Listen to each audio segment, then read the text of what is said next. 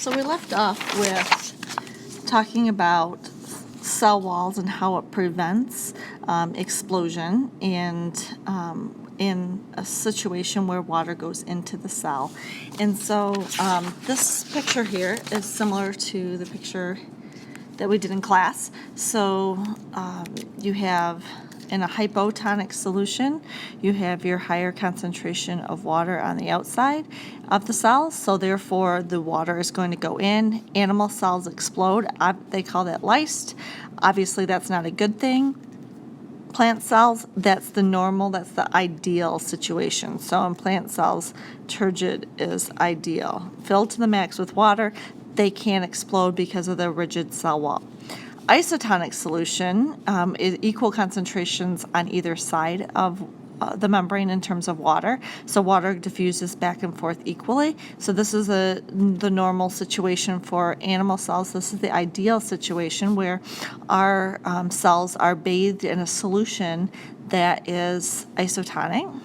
And so therefore we don't have explosion like this. And then plants, water going in and out, it's flaccid, meaning that they don't have enough pressure on the outside, and so they don't have as much structure, because remember the plants are a whole bunch of cells piled on top of each other, made out of many cells, and it doesn't provide enough rigid structure. So that's why turgid is the best. And then hypertonic, both situations, we have the water leaving the cell. Plant cells shrivel up. Animal cells shrivel up. Plant cells, got ahead of myself here. The cell wall doesn't shrivel up. You can say there's not as much pressure on the inside, so it's not as straight here like it is over here. But the cell wall doesn't actually collapse. What does is the membrane. So I'm going to outline the cell membrane here. So this is the cell membrane.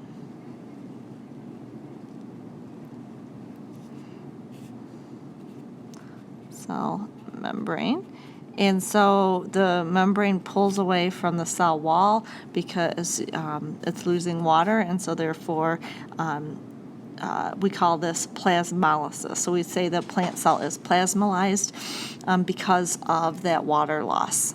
This can actually be reversed for plants. If you put it in 100% pure water and water goes in, the cell membrane will go like back over here, so the cell membrane here is up against the cell wall here.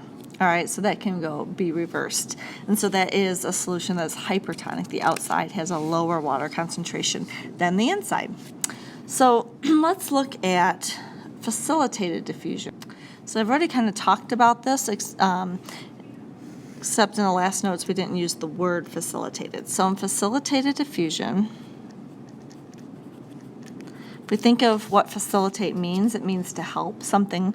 So transport proteins help, or they speed movement of molecules across the membrane. So these, the types of molecules that involve transport proteins are molecules that would not be able to readily cross the phospholipid bilayer. All right, so they can't go across the bilayer here, so they have to go through a protein. So remember that there are channel proteins that provide corridors or tunnels that allow specific molecules or ions to cross the membrane. And so right here, this is your channel protein. So remember that it has a hydrophilic tunnel. All right, let's put it over here. The tunnel is hydrophilic, allowing these polar molecules to go across the membrane. So the polar molecules or ions to go across the membrane. And then carrier proteins undergo a change in, do you remember what happens to them? A change in shape that translocates or moves the solute across the membrane. And so that's this particular picture. So remember this shape here? All right, it's open on this end. This little guy comes in and binds. That triggers a shape change, so this side closes, and now the solute can enter the cell or leave the cell. And so those are called carrier proteins, where they change shape. Channel proteins do not. All of these, carrier as well as channel proteins, are very specific to the molecules that they allow through. So there are specific channel proteins that allow one molecule in and another that allow a different molecule in. So if you remember, what's right here, what kinds of those molecules in? So we said ions, and then a lot of specific molecules like large polar molecules, and so on. So let's look now at active transport. So everything that we have talked about so far has been passive transport. None of these things require energy. Everything's diffusing from high to low concentration. High to low concentration. So active transport is the opposite of that. So here we have facilitated diffusion is still passive because the solute moves down the concentration gradient. What does that mean, down? It means high to low. So some transport proteins, however, can move solutes what we call against their concentration gradient. So what do you think that means if it's going against the concentration gradient? It is going in the opposite direction, low to high. And whenever this happens, this requires an energy input. So that's why it says here the need for energy in active transport, because you're going against the concentration gradient. So we call that active. When you're active, you use energy. So active transport moves substances against their concentration gradient. Active transport requires energy, usually in the form of the energy molecule called ATP.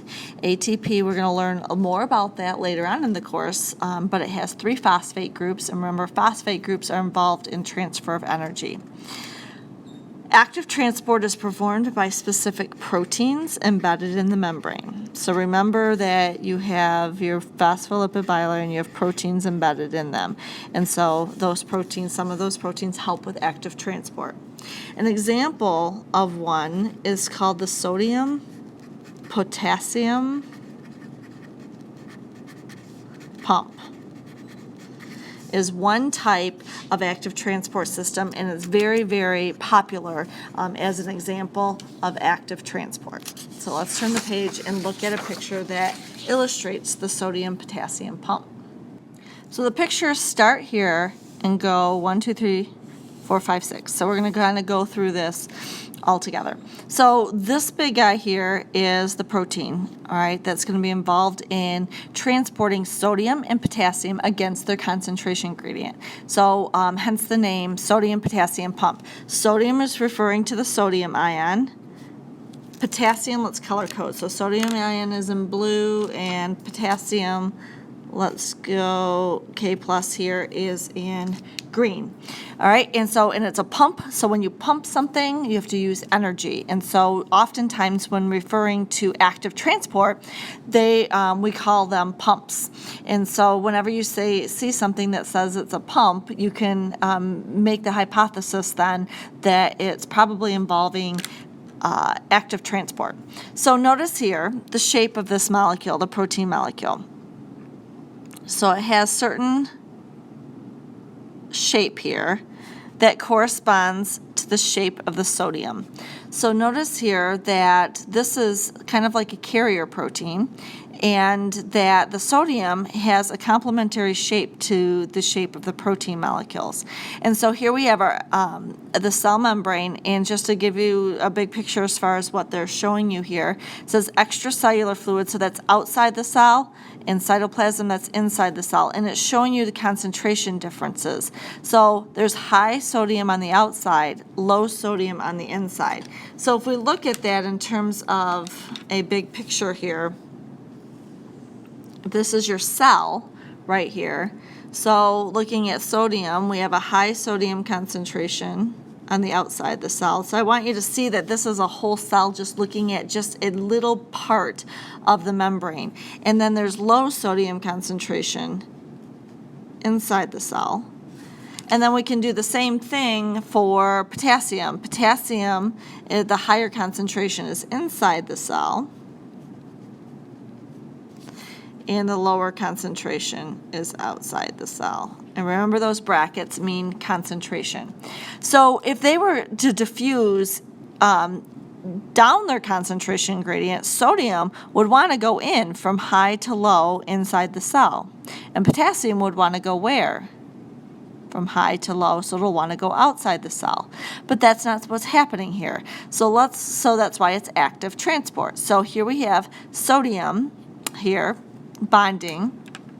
And so now let's go to the next picture. So the sodium binding stimulates, it says phosphorylation by ATP. All right, so let's just review what ATP means over here. So let's get a ATP color here. Let's do this color here. Here's ATP. So ATP, the overall molecule, is a molecule called adenosine. That's the A part.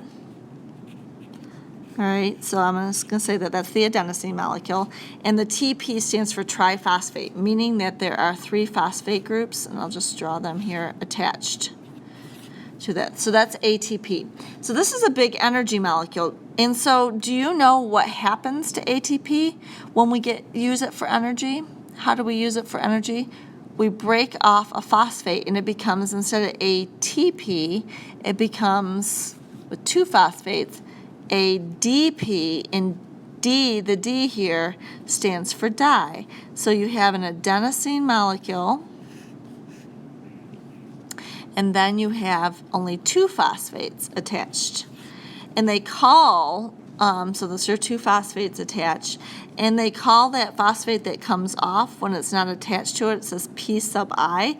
That stands for an inorganic phosphate, and energy is released in this process.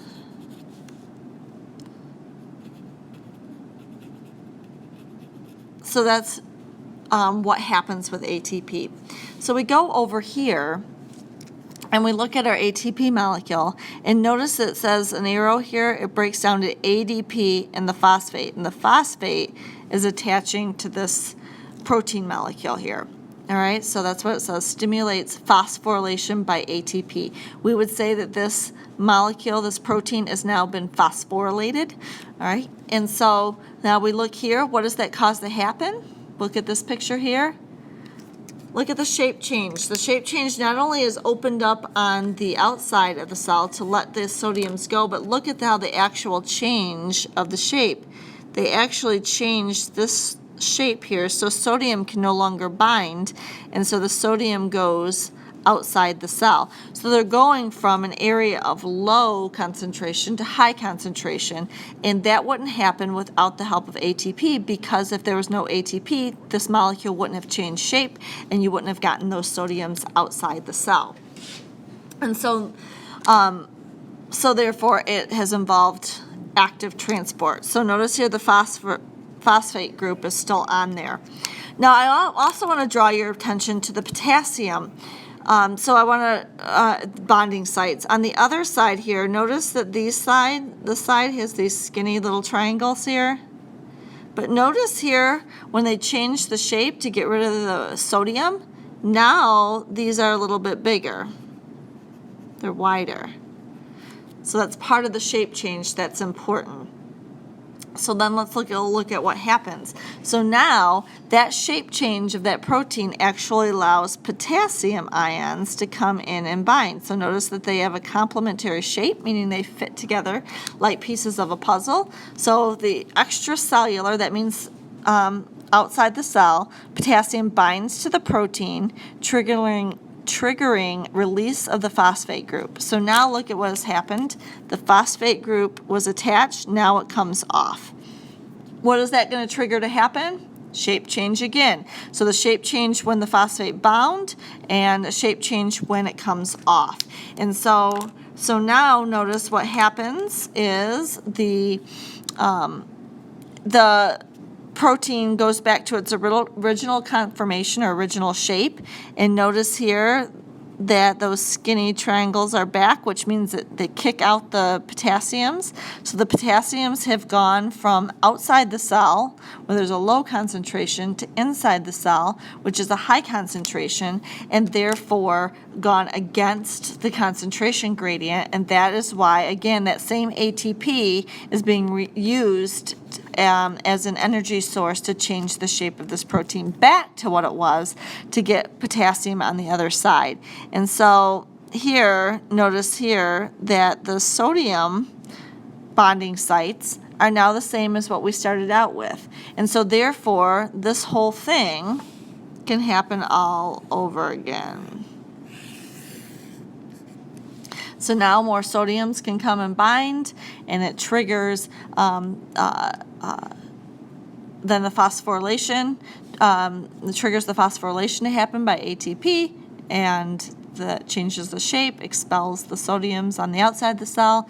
Potassiums come and bind. Release of the phosphate, shape change, potassium's now inside the cell. And so what we have here is them going in opposite directions. And so let's draw here, again, a big picture here. So this was the big picture as far as concentration gradients, differences in concentration inside and outside the cell. I'm going to draw here, here's your sodium potassium pump. So this is your cell, and here's your sodium potassium pump. So what happens is the sodiums go in or out in the sodium potassium pump.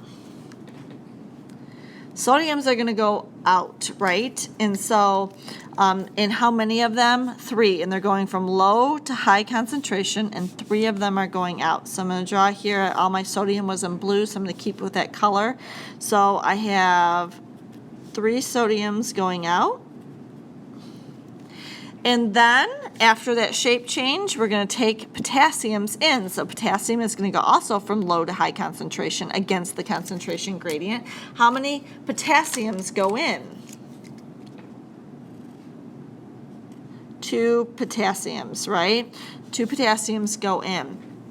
And so what this does is make it, the sodium potassium pump makes it so that there's always a high concentration of sodium on the outside of the cell and always a high concentration of potassium inside the cell. So sodium and potassium will never diffuse to equilibrium. And the reason why this is so important is we're going to see when we talk about neurons, there are certain cells that their job requires a high concentration of sodium on the outside the cell and a high concentration of potassium inside the cell. It requires that. And so therefore, some cells have these sodium potassium pumps that work to keep that in balance. Also, one other thing is that notice that there's going to be a charge difference. You're pumping 3 positives out, but only replacing it with 2 positive charges. So over time, the cell is going to become increasingly what? Positive or negative? It will become negative, and it's negative by losing more positives than gaining it back. And so naturally, inside the cell is more negative than the outside the cell. And that's another thing that will play a role of importance later on. So the sodium potassium pump is just one example of active transport. So let's review passive versus active transport. So passive transport is can go through the membrane. So this is just normal diffusion. Just diffusion to the membrane is called just diffusion, and it's going through the lipid bilayer, and you have these molecules going through. These guys here require protein. So some of those go through a channel protein, some of them go through a carrier protein, and since they have to be helped into the cell through a protein, with the use of a protein, we call it facilitated diffusion. Their diffusion is facilitated or helped by proteins. But all of these are going from high to low concentration, right? And so, that's an overview of passive transport. And then active transport, going from low to high. And so this would be the example of the sodium potassium pump. Sodium potassium pump. And this requires energy. And so we see our ATP here, and the molecules going from high to low concentration. This requires no ATP.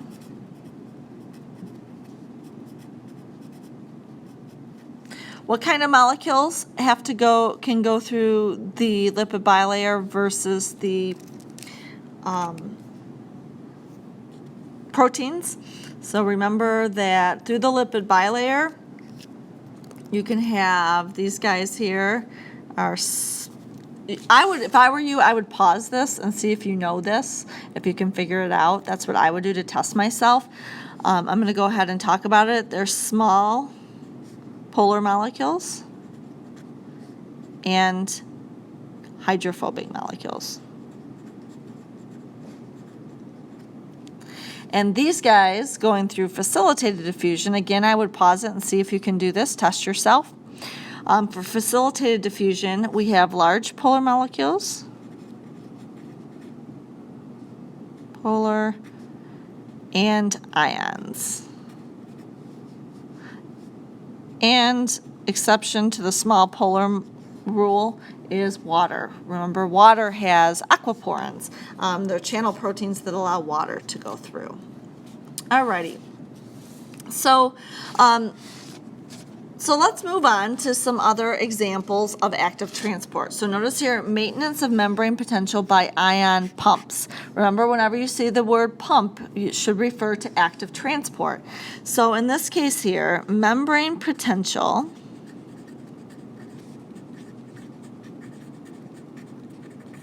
is the voltage difference across the membrane. You can think of voltage difference as the charge difference. So over here, we have a membrane potential here because the inside of the cell is more negative than the outside of the cell. And that is due to the unequal pumping of these ions, so the outside is more positive than the inside. And so that is called membrane potential. So when that happens, you have actually two forces that collectively are called the electrochemical gradient.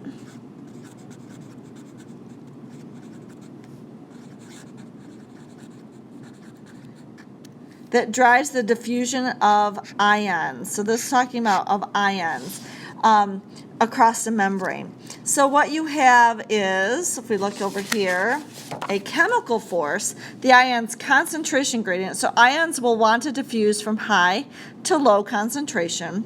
But then there's also with ions an electrical force, the effect of the membrane potential on the ion's movement, where the ion is attracted to the opposite charge.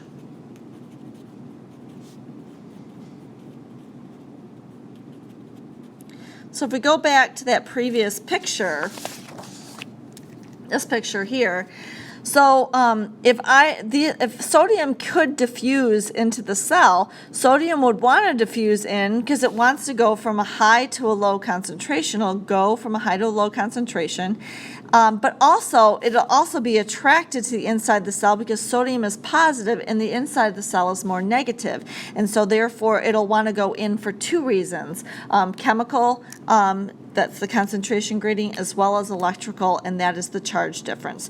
But sodium can only do that. See, here it's being pumped out so that there's always a high concentration of it on the outside of the cell. Sodium can only diffuse back into the cell if you have special proteins in the cell to allow it. And so if there's none of those proteins, sodium is stuck on the outside of the cell. Because remember, it's an ion, and ions need a channel protein to go through. And so if there's no channel protein, they don't get to go through. So an electrogenic pump is a transport protein that generates the voltage across the membrane.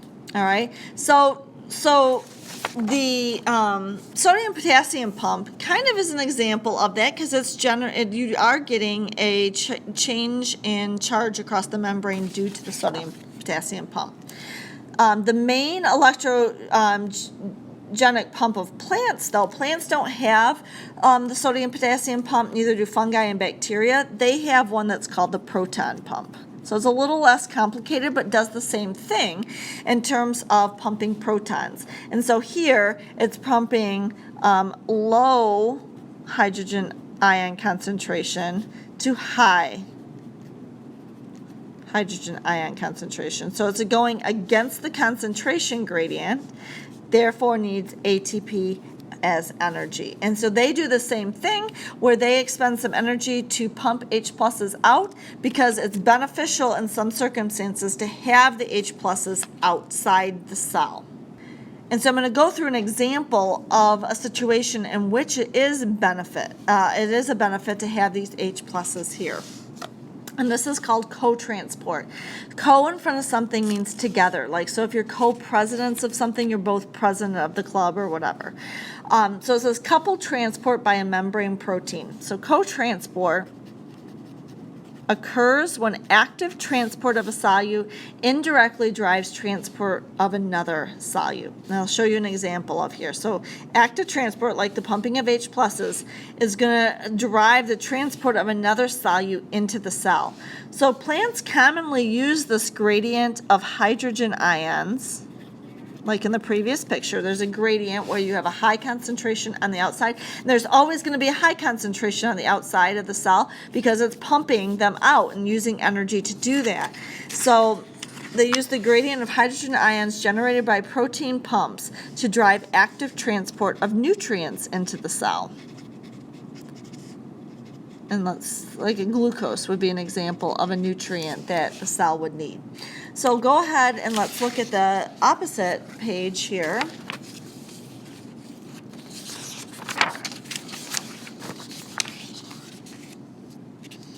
And so here we have low H plus ion concentrations to high H plus ion concentration. So therefore, that's the previous picture. The plant pumping the H pluses on the outside of the cell. So this is the outside, this is inside the cell. And this is the plasma membrane right here. Okay? So now, why is it going to expend energy to it? Because it's going to get some something to help with that. It's going to help with something. So in this case here, notice that this molecule is a co-transport. It's a transporter. It's a sucrose, which is a disaccharide, and hydrogen ion transporter. So notice here and here the shapes. So notice that sucrose fits into here and H plus fits into here. And when that happens, a shape change occurs. It's not showing you here. It's one of those carrier proteins. It changes shape and allows both of them in. So the H plus is going to go in, but along with it is the sucrose. And so therefore, it's helpful for the plant to always have the H pluses on the outside so that it can get other molecules that are useful for it, like sucrose, into the cell. And so that is called co-transport. So if you didn't have H pluses out here and had sucrose, even though sucrose was in a high concentration out here, it would not diffuse into the cell. Why? Because this protein doesn't change shape unless H pluses are bound to it as well. So they both have to. That's the co part.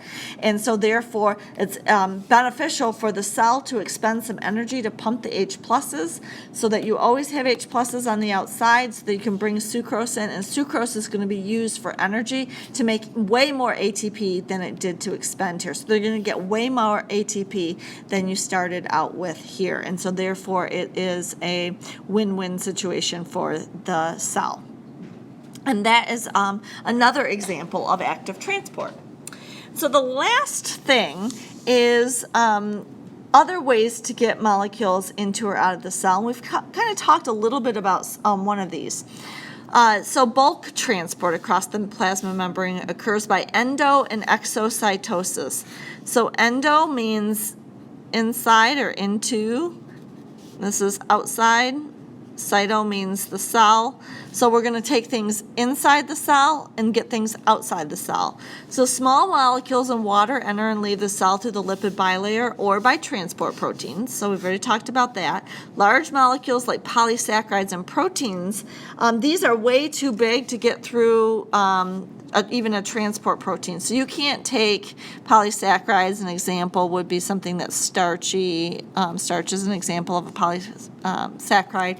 Proteins are long chains of amino acids. So these guys go across via vesicles. And so exocytosis, getting large things outside the cell. So in exocytosis, transport vesicles migrate to the membrane,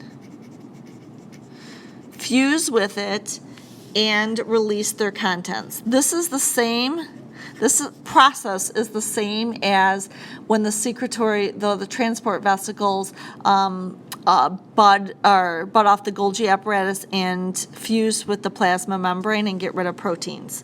So many secretory cells use exocytosis to export their products. So an example would be a cell of your pancreatic cell secretes enzymes. And this has to do with the endomembrane system that we've talked about. Okay, so that's an example of that. So I'll just do a quick little drawing. So here we have the vesicle with whatever molecules in there, if it's a protein or something like that. And then remember, it fuses with the cell. Cell membrane opens up like this, and the molecule leaves, and you end up with your cell and the secretory protein on the outside. Okay, so that's exocytosis, getting out of the cell. Endocytosis is the exact opposite. So we've already talked about this in terms of like the amoeba taking in the food. So in endocytosis, the cell takes in macromolecules by forming vesicles from the plasma membrane.